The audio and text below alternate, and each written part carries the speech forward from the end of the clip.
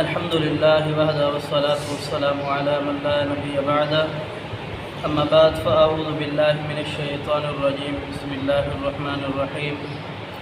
قال الله تبارك وتعالى: قد خسر الذين كذبوا بلقاء الله حتى إذا جاءتهم الساعة بغتة قالوا يا حسرتنا على ما فرطنا فيها وهم يحملون أوزارهم على ظهورهم ألا ساء ما يذرون وما الحياة الدنيا إلا لعب ولهو وللدار الآخرة خير للذين يتقون أفلا تعقلون. قد یقیناً بے شک خاسر الذین کذبوا بلقاء اللہ، خسارے میں رہے وہ لوگ جنہوں نے جھٹلایا اللہ رب العالمین کی ملاقات کو، حتیٰ یہاں تک کہ اذا جاءتهم الساعة بغتة قالوا یا حسرتنا على ما فرطنا فيها، کہ ان کے پاس اچانک قیامت آن پہنچی اور پھر انہوں نے کہا کہ ہائے افسوس جو ہم نے کیا. وَهُمْ يَحْمِلُونَ أَوْزَارَهُمْ عَلَى ظُهُورِهِمْ، وہ اٹھائیں گے بوجھ اپنی پیٹھوں پر اس سبب جو انہوں نے کیا. أَلَا سَاءَ مَا يَذِرُونَ، برا ہے وہ بوجھ جو اٹھائیں گے. وَمَا الْحَيَاةُ الدُّنْيَا إِلَّا لَعِبٌ وَلَهْوٌ، دنیا جو ہے یہ کھیل اور دل لگی ہے، اس کے سوا کچھ نہیں ہے. وَلَدَارُ الْآخِرَةُ خَيْرٌ لِلَّذِينَ يَتَّقُونَ، اللہ رب العالمین سے ڈرنے والوں کے لیے آخرت ہی سب سے بہترین گھر ہے. افلا تعقلون، کہ تم نہیں سمجھتے. گزشتہ آیات میں اللہ رب العالمین نے مشرکین کی جو اللہ رب العالمین کا انکار کرنے والے ہیں، محمد کریم صلی اللہ علیہ وسلم کا انکار کرنے والے ہیں، اور دیگر جو دین کے امور معاملات ہیں ان کا انکار کرنے والے ہیں، ان کی مذمت کو بیان فرمایا. اس آیات میں اللہ رب العالمین نے ان لوگوں کی مذمت کو بیان فرمایا کہ جو لوگ اللہ رب العالمین کی ملاقات سے انکار کرنے والے ہیں، یعنی یہ نہیں مانتے کہ مرنے کے بعد ہم زندہ کیے جائیں گے اور پھر ہم نے جو کیا اس کا بدلہ ہمیں دیا جائے گا، اس چیز کا انکار کرنے والے ہیں.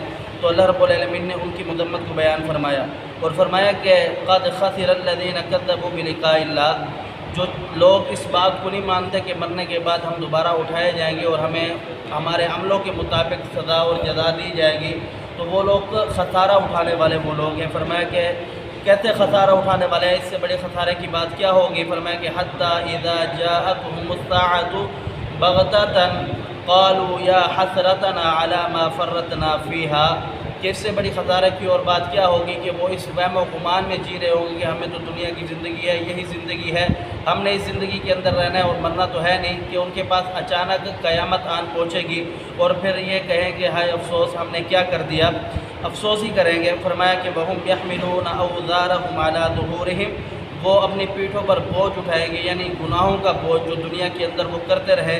اللہ رب العالمین فرماتا ہے کہ أَلَا سَاءَ مَا يَذِرُونَ، یہ جو وہ بوجھ اٹھائیں گے یہ کیا ہے، بہت برا بوجھ ہے.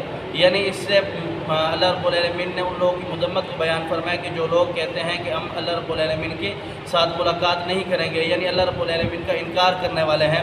تو فرمایا اللہ رب العالمین نے کہ ایسی بات نہیں ہے، روز قیامت اللہ رب العالمین تم سب کو جمع کرے گا اور پھر اللہ رب العالمین سے ملاقات بھی ہوگی اور جو تم کر کے آؤ گے اس کا آپ کو بدلہ بھی دیا جائے گا.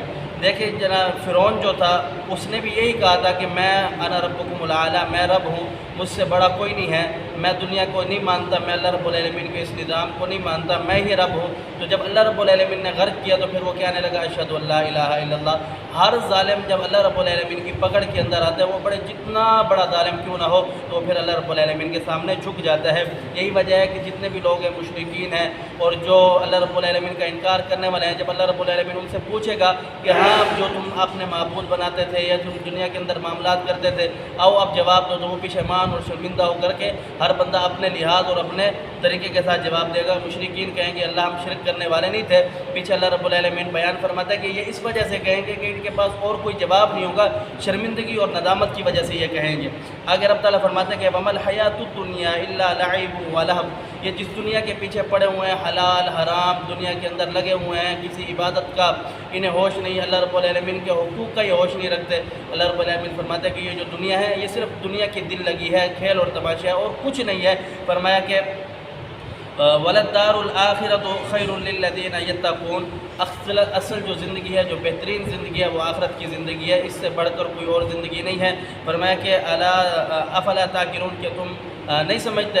جناب انس بن مالک رضی اللہ تعالیٰ عنہ بیان فرماتے ہیں کہ رسول اللہ صلی اللہ علیہ وسلم نے فرمایا، جو شخص صبح اور شام اللہ رب العالمین کی راہ میں نکلے، اگر اسے دنیا کے اسے ایک لاٹھی ایک ڈنڈے کے مطابق بھی جنت کے اندر جگہ مل جائے، تو وہ دنیا اور دنیا کے اندر جو کچھ ہے ان سب سے بہتر وہ چیز ہے کہ اسے ایک لاٹھی کے برابر، ایک ڈنڈے کے برابر جنت کے اندر جگہ مل جائے۔ تو اس آیات کو، ان اللہ رب العالمین کے حکم اور فرمان کو بیان کرنے کا مقصد یہ ہے کہ یہ دنیا عارضی ہے، ان قریب یہ دنیا ختم ہو جانے والی ہے، اصل جو حقیقت ہے وہ آخرت ہے۔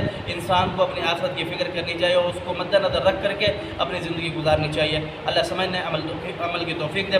اقول قولی ھذا استغفر اللہ لی ولکم ولسائر المسلمین۔